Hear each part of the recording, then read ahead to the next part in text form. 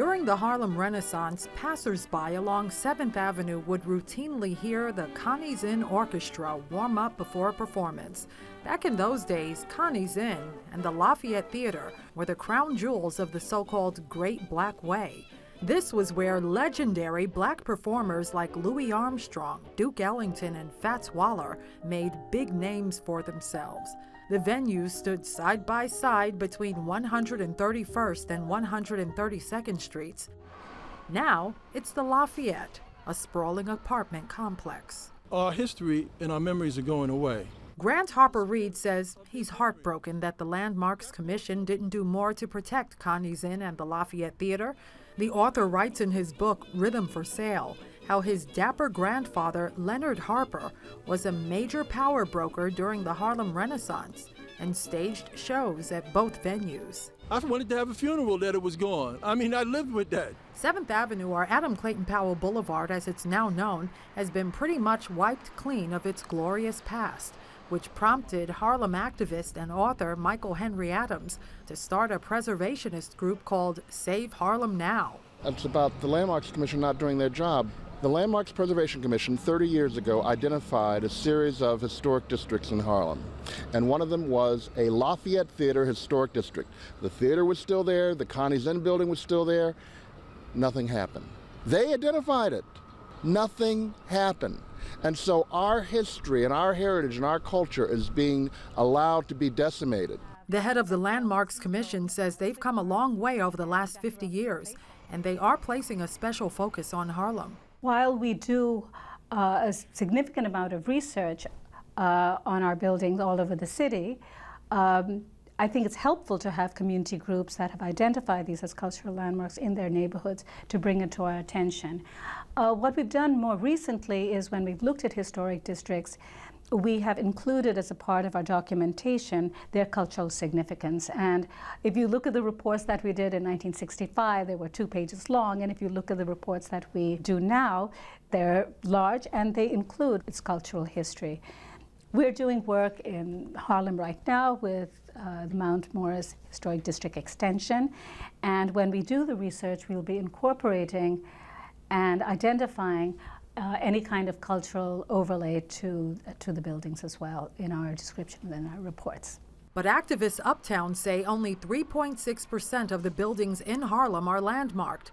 And with new development on the rise in this neighborhood, activists say more culturally historic sites are disappearing every month. Harlem is known throughout the world because of what African Americans did here.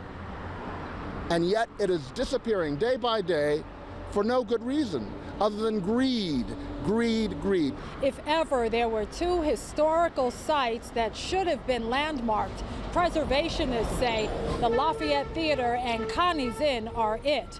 But now activists have turned their wrath and their attention to Lenox Terrace just around the corner. They don't want that complex to suffer the same fate. We caught up with basketball legend Cal Ramsey in front of Lenox Terrace. The 6-building rental complex built in the late 1950s and 60s served as a middle-class refuge for black tenants who were unwelcome downtown. I can recall when they started building Lenox Terrace, and I watched it grow, and then I was lucky enough to get an apartment in here. Decades later, Ramsey still feels lucky to live in the doorman buildings that historically attracted dozens of African-American legends from Nipsey Russell and Mahalia Jackson to current resident Congressman Charlie Rangel. But the owners of the complex want to add massive residential towers to each of the 6 buildings. But preservationists want Lenox Terrace to be designated a landmark to stop that plan in its tracks. They are proposing to double the density here, the amount of apartments here, to double with 30 stories apartments.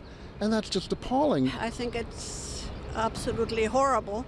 They've had all kinds of meetings already trying to convince people that it is a good thing, that we need all kinds of gentrification here. Harlem Assemblyman Keith Wright says Harlem is rapidly changing, but it's up to the people to stand up for their communities. Everywhere is historic, as far as I'm concerned. And if we don't do a better job in terms of marking our heritage and delineating and celebrating our heritage, I'm sorry to say we might lose it. In between our tour of historic sites in Harlem, we stopped to have lunch at Red Rooster on Lenox Avenue. Celebrity chef Marcus Samuelson is a familiar face in Harlem, and he says not enough historical sites in the neighborhood are landmarked. Well, I think like what people think is landmark and what actually is landmark could be two different things, because is Apollo landmark or not? Yes, but then there are other places that you just assume, like, you know, in my mind, Sylvia should be landmarked, right? And many are hopeful that this Harlem pool will be landmarked too.